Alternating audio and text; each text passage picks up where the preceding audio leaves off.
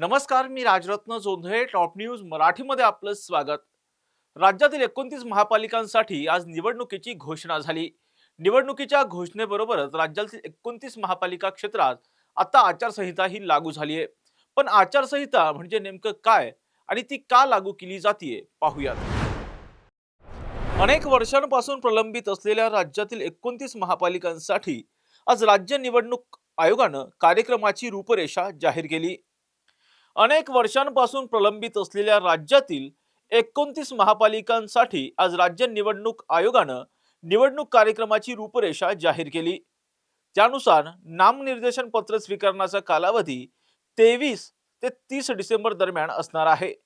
तर अर्ज छाननी 31 डिसेंबर रोजी होणार असून अर्ज मागे घेण्याची मुदत 2 जानेवारी 2026 पर्यंत असणार आहे. चिन्ह वाटप व अंतिम यादी ही 3 जानेवारीला जाहीर होईल. निवडणुकांसाठीचं मतदान हे 15 जानेवारी रोजी होणार असून निकाल हा 16 जानेवारीला जाहीर होणार आहे. परंतु आज निवडणुकीचा कार्यक्रम जाहीर झाल्यानंतर आचारसंहिता ही लागू झाली आहे. आचारसंहिता म्हणजे काय हे सुरुवातीला आपण समजावून घेऊयात. भारतातील सर्व निवडणुका या केंद्रीय निवडणूक आयोगाच्या माध्यमातून घेतल्या जातात. या निवडणुका पारदर्शकपणे आणि निपक्षपातीपणे पार पाडण्याची जबाबदारी ही निवडणूक आयोगावर असते. यासाठीच निवडणुकीच्या 30 ते 40 दिवस आधीपासून काही नियम आणि निर्बंध हे राजकीय नेते, राजकीय पक्ष यांच्यावरती घातले जातात.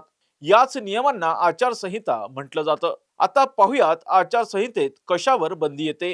राज्यात आचारसंहिता लागू झाल्यानंतर सत्ताधारी पक्षांना कोणत्याही सरकारी घोषणा करता येत नाहीत. तसेच राज्यात कोणत्याही नव्या योजना सुरू करता येत नाहीत. त्याचबरोबर राजकीय पक्षांना आणि नेत्यांना शासकीय व खासगी कार्यक्रमांना भूमिपूजन, उद्घाटन किंवा लोकार्पण सोहळे असे कोणतेही कार्यक्रम करण्यावर बंदी असते. प्रचार सभा किंवा मिरवणूक कार्यक्रम किंवा रॅली काढण्यासाठी प्रत्येक पक्षाला पोलिसांची परवानगी घ्यावी लागते. त्याचबरोबर मतदारांना धर्म, जात, पंथ, प्रांत या आधारे मत मागता येत नाही. जाती धर्माचा उल्लेख करून आक्षेपार्ह विधान करून समाजात तेढ निर्माण होईल अशी कोणतीही कृती करण्यास मनाई असते. तसं केल्यास किंवा तसं करताना आढळल्यास उमेदवारावर किंवा राजकीय पक्षांवर कठोर कारवाई केली जाऊ शकते.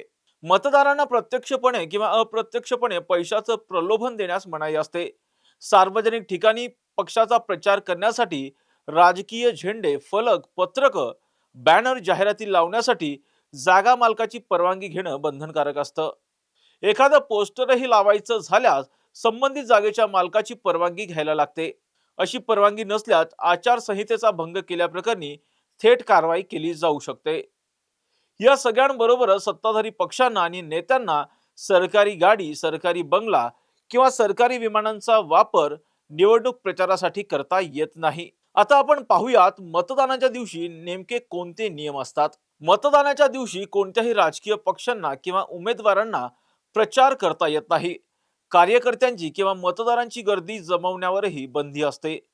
मतदानाच्या दिवशी मतदान केंद्राच्या जवळ असलेल्या भागांमधील दारूची दुकानं बंद ठेवणं हे बंधनकारकच असतं. मतदानाच्या दिवशी मतदारांना कोणतीही प्रलोभनं देणं, जसं की दारू, पैसे, खाणं पिणं किंवा भेटवस्तूचं वाटप करणं यावर सुद्धा बंदी असते. त्याचबरोबर संपूर्ण निवडणूक प्रक्रिया ही गुप्त पद्धतीने पार पाडण्याची सर्वांचीच जबाबदारी असते. आता आपण पाहूयात आचारसंहितेचा भंग केल्यास नेमकी काय कारवाई होऊ शकते. निवडणूक आयोगानं घालून दिलेल्या नियमांचं कोणत्याही उमेदवारानं किंवा राजकीय पक्षानं उल्लंघन केल्यास निवडणूक आयोगाला त्यांच्यावर कारवाई करण्याचा अधिकार आहे. या कारवाईमध्ये शिक्षेबरोबरच निवडणूक लढवण्यास बंदीही घातली जाऊ शकते.